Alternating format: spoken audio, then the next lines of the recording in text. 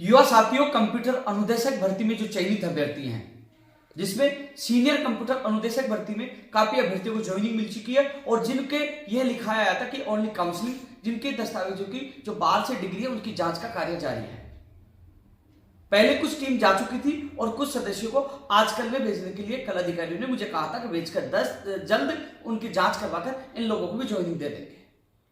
इसके अलावा basic computer अनुदेशक भर्ती में चयनित अभ्यर्थियों को जो दस्तावेजों को चेक करने का काम किया जा रहा है वो 3 मार्च तक उनको समय दी गई है और टीम बनाई गई है। उनको जो टारगेट दिया गया है वो 3 मार्च तक, यानी कि 3 मार्च तक कंप्यूटर अनुदेशक भर्ती में चयनित, यानी बेसिक कंप्यूटर अनुदेशक भर्ती में चयनित अभ्यर्थियों के जो दस्तावेजों की जो जांच चल रही है, जो डिग्रियों की जो जांच चल रही है, उसकी समय अवधि कितनी है?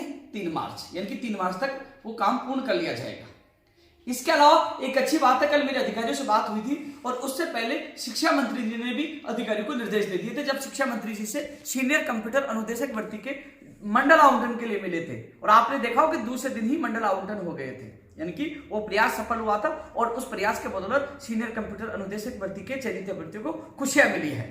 और इस भर्ती के लिए लखनऊ से लेकर जहां जहां हमें जाना पड़ा हम गए और सफलता मिली है। संघर्ष का जो परिणाम सुखदायक आया है, प्रयास सफल रहे हैं।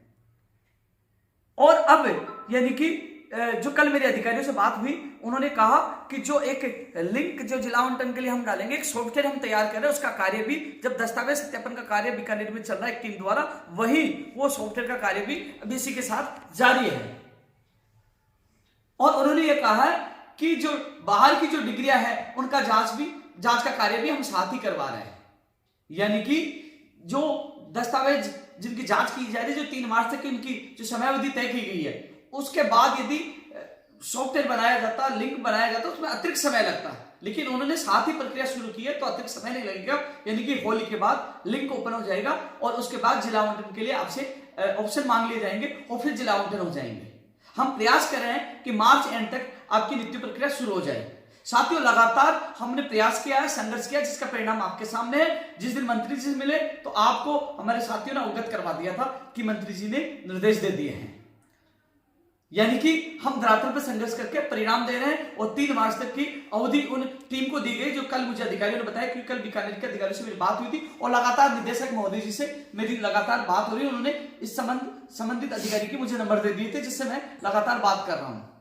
यानी कि शिक्षा मंत्री जी भी इस मामले में बिल्कुल पॉजिटिव है और निदेशक महोदय जी भी लगातार पॉजिटिव कार्य करें। दोनों को बहुत बहुत धन्यवाद जो लगातार आप लोगों को कार्य को तेज गति से करवा रहे हैं। आपने देखा होगा कि मैंने कहा था सोमवार से आपके दस्तावेज चेकिंग का कार्य शुरू हो चुका है, लेकिन अतिरिक्त लोगों की टीम इसलिए लगाई गई है कि जल्द से जल्द आप लोगों का काम हो, वो भी शिक्षा मंत्री जी के निर्देश पर।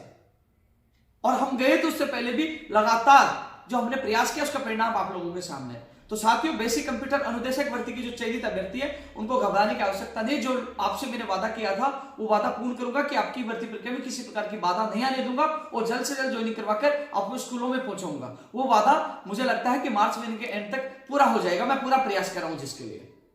और जो शिथिलता की जो मांग कर रहे हैं, जो अभ्यर्थी सोशल मीडिया पे जो कई बातें डाल रहे हैं, उनसे मैं ये कहना चाहूंगा कि आपकी बातों का जवाब मैं सोशल मीडिया पे नहीं दे पाऊंगा, लेकिन आप कभी भी मेरे कार्यालय आ सकते हो, मैं आपकी हर बात का जवाब दूंगा।